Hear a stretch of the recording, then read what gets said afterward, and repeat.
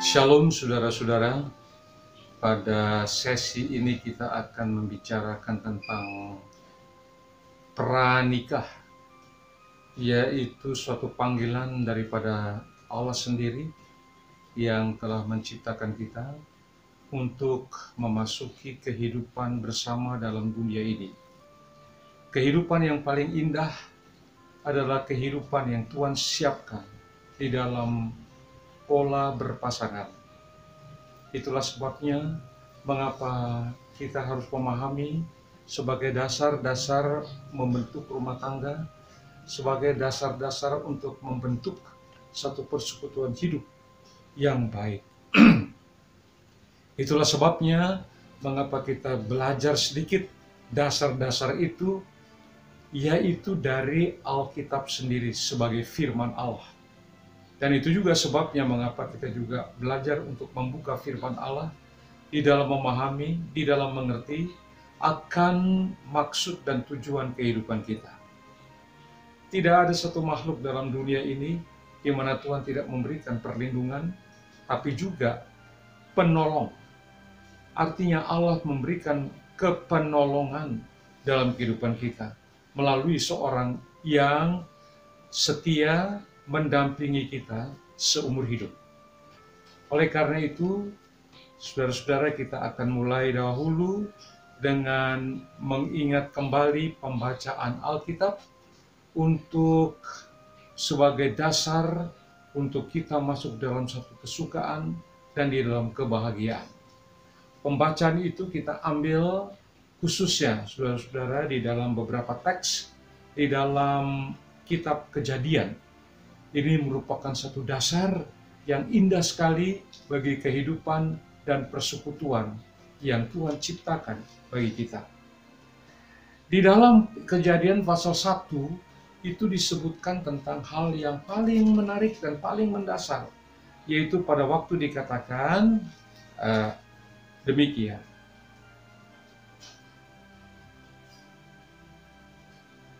Maka Allah menciptakan manusia itu menurut gambarnya, menurut gambar Allah diciptakannya dia, laki-laki dan perempuan diciptakannya mereka. Di dalam Kejadian 1 ayat 28 dikatakan demikian, Allah memberkati mereka, lalu Allah berfirman kepada mereka, beranak cuculah dan bertambah banyak, penuhilah bumi, taklukkanlah itu.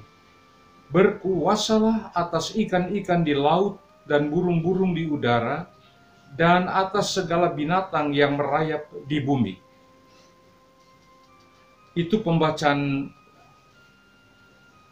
2 ayat pertama yang akan kita lanjutkan di dalam catatan-catatan Alkitab di dalam kehidupan, bagi kehidupan orang-orang yang belajar untuk setia kepada Tuhan. Demikian. Saudara-saudara, di dalam pembacaan yang berikutnya dikatakan demikian, yaitu di dalam Kejadian 2 ayatnya yang ke-18, Tuhan Allah berfirman, tidak baik kalau manusia itu seorang diri saja. Aku akan menjadikan seorang penolong baginya yang sepadan dengan dia. Yang sepadan dengan dia. Saudara-saudara, pada umumnya kita semua berkerinduan bahwa kita memenuhi firman ini. Mungkin masih ada atau beberapa orang tidak terlalu memahami hal-hal itu, tetapi ada hal yang indah yang Tuhan mau bukakan melalui firman-Nya ini untuk kehidupan kita di dunia ini. Kehidupan yang paling dekat, paling erat, tidak lain dan tidak bukan adalah suami dan istri. Dan ini yang akan kita coba melihat tatkala kita juga merancang kehidupan untuk bersuami dan atau beristri di dalam kehidupan kita masing-masing. Saudara-saudara,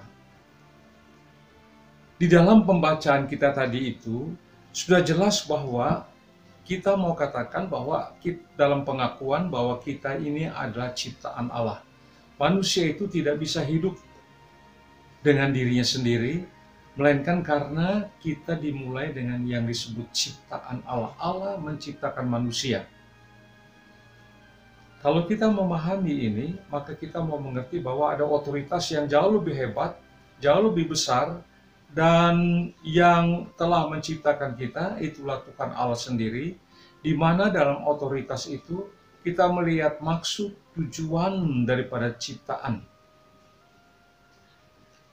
Di samping itu kita melihat otoritas yang besar itu adalah otoritas yang akan juga membimbing kita, sehingga kita pun seumur hidup kita belajar untuk tunduk kepada otoritas yang kita sebut otoritas ilahi, otoritas Tuhan. Saudara-saudara, dalam memahami otoritas Tuhan itu, mari kita juga melihat bahwa di dalam otoritas yang berkuasa, yang penuh, yang berdaulat, disitulah kita diciptakan. Oleh karena itu, kita harus memahami pertama bahwa kita itu diciptakan di dalam otoritas Tuhan, dibentuk di dalam kehendaknya, dan dihidupkan di dalam rancangannya. Itulah yang kita juga mau mencoba untuk melihat, lebih memahami, lebih mengerti akan apa yang dikatakan di dalam firman-Nya ini. Ada beberapa pertemuan yang kita jumpai di dalam pembacaan ini. Yang pertama, bahwa kehidupan manusia adalah kehidupan yang telah ditetapkan oleh Allah. Sebagaimana tadi kita sudah mengatakan bahwa Allah telah menciptakan manusia di dalam Kejadian pasal 2 ayat 7, yang juga mau mengatakan begini, yaitu bahwa kita telah diciptakan oleh Allah dari debu tanah. Kemudian Allah menghembuskan nafasnya. Maka demikianlah manusia itu menjadi makhluk yang hidup.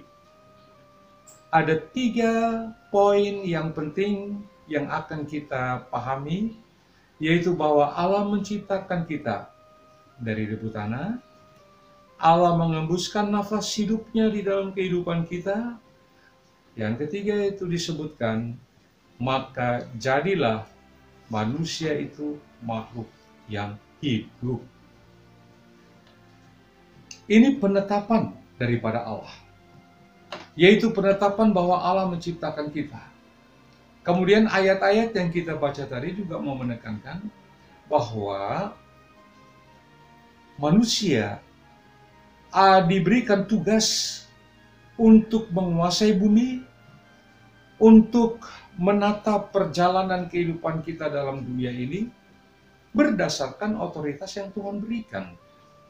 Pada waktu dikatakan bahwa Tuhan menciptakan kita, maka di dalam bahasa aslinya menciptakan kita segambar, itu selem dalam bahasa Ibrani, dan juga demuts di dalam bahasa Ibrani, rupa. Segambar dan serupa Allah. Gambar Allah dalam hidup kita adalah gambar yang membedakan kita dari para makhluk yang lain. Gambar Allah adalah satu gambar yang ada, yang Tuhan berikan kepada manusia, itu adalah di dalam pikiran, di dalam perasaan manusia. Kemudian, manusia juga dijadikan serupa, istilah serupa. Demut yang dikatakan dalam bahasa aslinya itu mau mengatakan bahwa keserupaan ini, karena manusia itu lemah, maka rusaklah keserupaan yang dimaksudkan. Itulah kehendak. Itulah kehendak yang tidak lagi pada ukuran, tidak lagi pada norma, tidak lagi kepada apa yang dimaksudkan oleh Allah. Karena manusia sudah kehilangan kemuliaan Allah. Itu nanti akan kita bahas lebih lanjut. Tetapi sekarang kita masih kembali kepada penetapan Allah ini. Pertama, bahwa Allah menciptakan manusia sedemikian adanya. Manusia diciptakan segambar serupa Allah. Nah, ini adalah satu nilai yang paling penting dan yang paling prinsip, tapi juga yang paling berharga bagi hidup manusia. Inilah beda manusia dengan makhluk yang lain. Makhluk yang lain itu tidak punya di dalam kesegambaran dengan Allah atau serupa dengan Allah. Tetapi di dalam diri manusia, manusia bisa menemukan itu. Inilah yang disebut kasih Allah. Dan inilah yang disebut juga dengan kepentingan Allah mau diteruskan di dalam kehidupan kita sebagai manusia melalui kesegambarannya, melalui keserupaan dengan Dia. Meskipun nanti kita lihat bahwa keserupaan itu juga mengalami satu erosi karena dosa yang melanda hidup manusia. Saudara-saudara, mari kita pahami lebih lanjut. Allah menetapkan manusia untuk satu tugas yang besar. Dan tugas yang besar itu tidak lain dan tidak bukan adalah menguasai bumi, adalah berkuasa atas makhluk-makhluk, ikan-ikan di laut, binatang-binatang, dan lain sebagainya. Manusia diberikan mandat untuk menguasai. Dalam tugas-tugas seperti itu, kita bertemu juga, saudara-saudara, dengan kelengkapan-kelengkapan yang Allah mau berikan kepada kita. Kelengkapan itu tidak lain tidak bukan yang paling dekat dengan kita untuk membantu kita, yaitu partner kita. Seorang istri yang Tuhan berikan kepada kita. Inilah kelengkapan-kelengkapan yang baik, yang hidup, di mana Allah menghendaki supaya di dalam kehidupan kita bertemu dengan kelengkapan untuk menjalankan mandat penguasaan atas bumi ini. Jadi di dalam menjalankan tugas, Allah memberikan kelengkapan. Manusia membutuhkan kelengkapan oleh karena manusia mempunyai yang disebut dengan jiwa, yang memberikan kekuatan, kesukaan, keteguhan, memberikan harapan-harapan. Allah sendiri memberikannya, tetapi seringkali Allah memberikannya melalui partner hidup kita. Itu sebabnya mengapa kita mau katakan bahwa Allah adalah Allah yang sangat mempedulikan, bukan hanya menciptakan, tapi juga melengkapi kita. Inilah yang disebut dengan penetapan Allah. Kalau kita hidup dalam dunia ini, kita harus memahami awalnya bahwa kita sudah ditetapkan untuk satu mandat, yaitu menguasai bumi, berkuasa atas ikan-ikan, binatang-binatang, dan lain sebagainya. Tuhan menghendaki kita demikian, dan kita pahami yang kedua, yaitu bahwa Allah melengkapi kita dengan partner kita untuk melaksanakan tugas penguasaan itu tadi. Nah, ini harus kita pahami, yaitu bahwa Allah sudah menetapkan kita. Nah, kalau kita mengerti sampai di sini, saudara-saudara, kita jangan berpikir bahwa ya tidak menikah atau tidak dapat jodoh. Tidak. Kita jangan berpikir demikian. Mengapa? Karena Allah sudah mempersiapkan segala sesuatu dalam kehidupan kita. Melengkapinya. Allah sudah melengkapinya. Dan karena itu marilah kita sadar sejak awal bahwa kita membutuhkan Tuhan yang hadir di dalam kehidupan kita. Karena Tuhan yang hadir itu datang dengan memperlengkapi kita dengan yang kita katakan sekarang teman hidup, atau partner, atau suami, atau istri. Nah, oleh karena itu, saudara-saudara, catatan yang pertama yang kita mau mengerti adalah Tuhan sudah menetapkan. Jadi bukan tidak ditetapkan, atau bukan cari-cari sendiri, tapi mari kita pahami bahwa Tuhan sudah menetapkan hal itu. Puji Tuhan bahwa Tuhan sudah menetapkan kita. Siapa kita? Pribadi-pribadi. Kita adalah manusia secara keutuhan, tapi juga kita adalah pribadi, lepas pribadi. Dan di dalam sekian miliar manusia dalam dunia ini, Tuhan memperhatikan, mempedulikan pribadi-pribadi, kelengkapan-kelengkapan pribadi untuk masuk dalam tugas menjalankan mandat daripada Tuhan. Kadang-kadang kita sebut mandat itu ialah mandat budaya. Nah, mandat budaya seperti inilah yang Tuhan mau berikan untuk kita jalankan, tetapi bukan karena kita kuat, kita dilengkapi oleh partner hidup kita. Itu catatan pertama, bahwa Allah telah menetapkan seorang partner yang mendampingi kita untuk hidup di dalam tugas-tugas mandat daripada Allah sendiri. Jadi perhatikan baik-baik saudara-saudara, ada mandat, penguasaan tadi itu, dan ada perlengkapan, itulah partner. Jadi marilah kita pahami bahwa Tuhan menghendaki kita untuk hidup bersama partner yang berada di dalam maksud tujuan mendampingi, pendampingan untuk hidup dalam mandat penguasaan yang Tuhan berikan kepada kita. Itu catatan yang pertama. Saudara-saudara yang Tuhan kasih. Catatan yang kedua adalah penetapan perkawinan. Mengapa? Karena kalau tadi kita katakan bahwa ada manusia itu diciptakan, sekarang ada penetapan di dalam perkawinan itu. Penetapan dalam perkawinan itu, kita mulai kembali di dalam pengertian nats yang kita baca tadi itu. Dikatakan bahwa Tuhan menciptakan manusia itu dari debu tanah, kemudian Allah menghembuskan nafas hidup, kemudian jadilah manusia itu makhluk hidup. Jadi 3 hal ini yang hendak kita coba pahami untuk memahami diri sendiri dan juga memahami partner kita. Ada debu tanah. 2, yang kedua, ada roh Allah di dalam diri kita.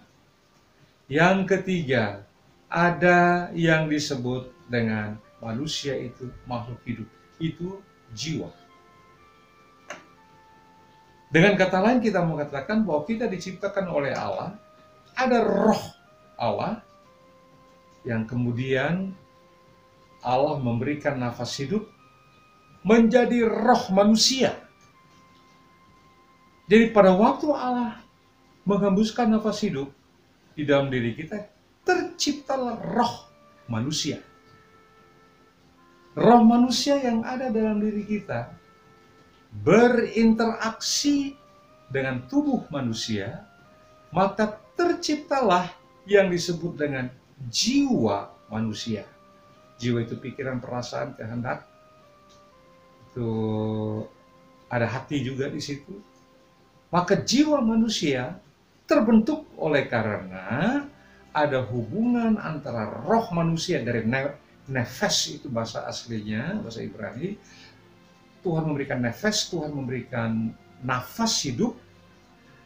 Nafas hidup yang ada dalam diri tubuh manusia ini berinteraksi dengan tubuh, terciptalah jiwa manusia. Inilah yang disebut satu keutuhan. Jadi manusia itu utuh. Ada roh, ada jiwa, ada tubuh.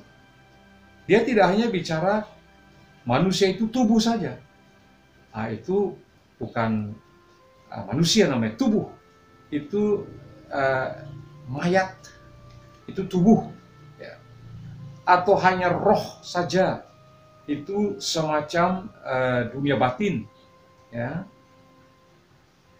Atau hanya jiwa saja, tidak. Ini satu keutuhan.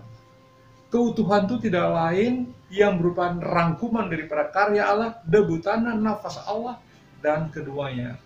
Dan makhluk, kemudian manusia itu menjadi makhluk yang hidup. Makhluk yang hidup. Sekali lagi, ada roh yang Tuhan ciptakan menefes melalui nafas Allah dalam diri kita, terciptalah roh. Ada tubuh, kemudian ada pikiran, perasaan, kehendak, itu jiwa. Inilah satu integritas yang disebut. manusia. Jadi kalau kita bicara tentang manusia, kita bicara 3 hal itu.